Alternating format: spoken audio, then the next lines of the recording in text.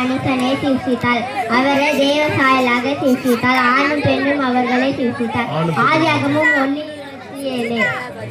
பாவத்தின் சம்பளம் மரணம். தேவனுடைய கிருபை வருமோ நம்முடைய கர்த்தராகிய இயேசு கிறிஸ்துவினால் உண்டான நித்திய ஜீவன். ரோமர்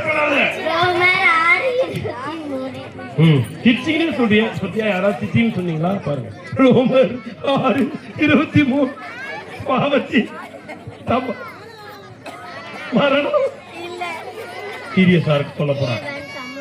ஒரே பேரான குமாரனை அவனை மட்டும் தூக்கி பின்னாடி போடுங்க. கெட்டு போகாமல் நித்திய ஜீவன் அடையும்படிக்கு அவன் ஒருத்த மட்டும் தான் அவரை தந்துருளி இவ்வளவாய் உலகத்தில் அன்பு கூர்ந்தார். யோவான் 3:16.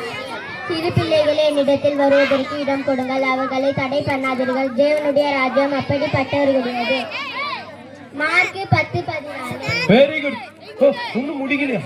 சொல்லு. என்னை பலப்படுத்துகிற கிறிஸ்துவினாலே எல்லாவற்றும் செய்ய எனக்கு பலன் உண்டு.